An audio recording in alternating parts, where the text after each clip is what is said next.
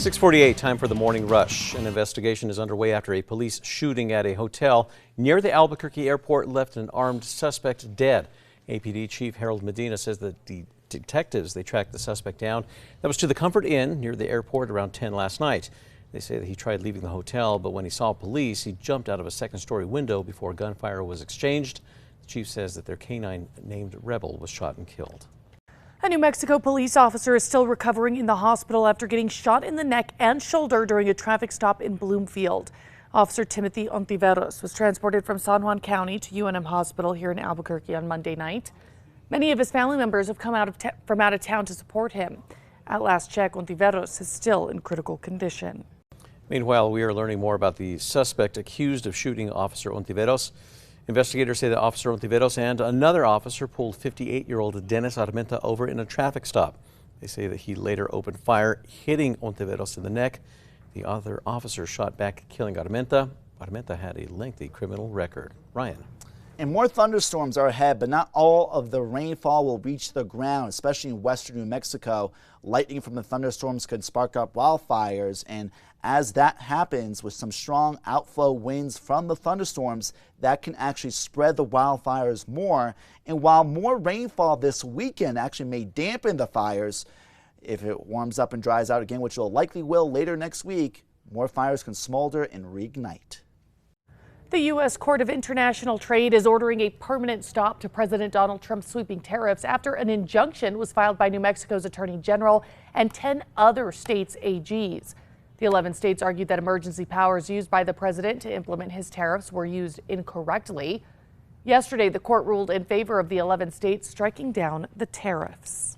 A newly formed interim committee focused on federal funding recently briefed New Mexico lawmakers on how funding cuts could impact the state and its SNAP benefits. Proposed changes would have the state pay anywhere from 5 to 25% of the SNAP benefits based on our payment error rate. Analysts say that they are still working in the interim to figure out just how many New Mexicans are going to be impacted by the potential changes.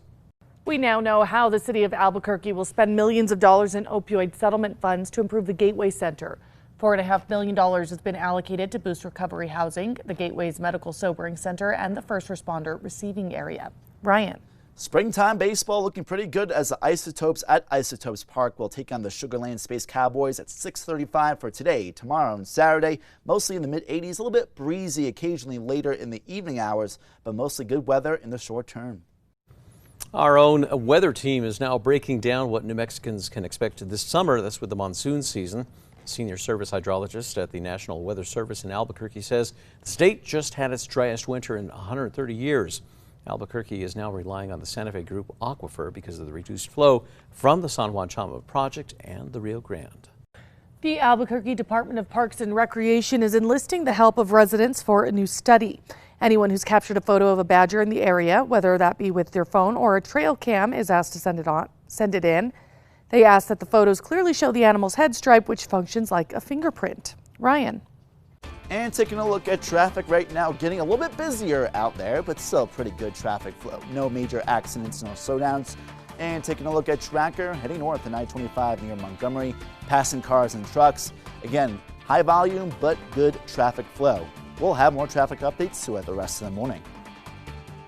A group of Marilyn Monroe lookalikes ran into the water at an Irish beach, and it was all for a charity swim raising funds for women's cancer care.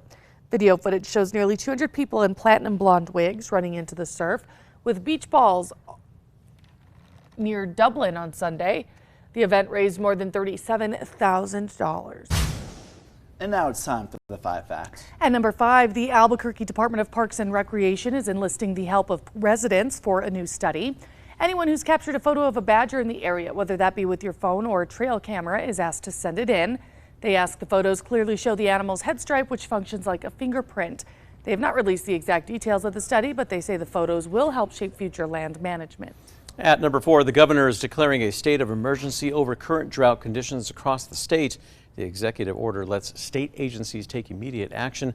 It is to mitigate the drought impact and wildfire threats. This includes helping communities conserve water and sharing resources with local and tribal governments.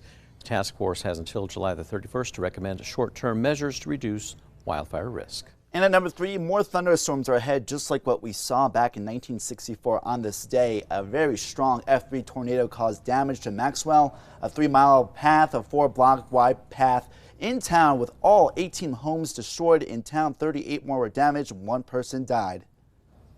At number 2, a 4th suspect is in custody for his alleged role in hitting and killing a cyclist with a stolen car. Albuquerque police say that 15-year-old Elijah Engel King can be heard on the video as the car struck Scott Habermel last May. Detectives had already arrested 13-year-old Jonathan Overbay, 15-year-old William Garcia, and 11-year-old Messiah Hayes for the crime this past March. APD says that at that time they interviewed Engel King, but he denied being in the car. However, several people came forward saying that they recognized his voice on the video. Police say that Engel King also shared details about the crash and the investigation with friends on social media. He's now facing murder and other charges. And number 1, an investigation is underway after a police shooting at a hotel near the Albuquerque airport left an armed suspect dead. Chief Harold Medina says detectives tracked the suspect down to the Comfort Inn on University around 10 o'clock last night. He tried leaving the hotel, but when he saw police, he ran back into his hotel room, and they say he jumped out of a 2nd-story window. The K-9 helped detain him, and that's when the chief says he pulled out a gun and police shot the suspect, killing him. The chief says the K-9 named Rebel was also shot and killed in the exchange.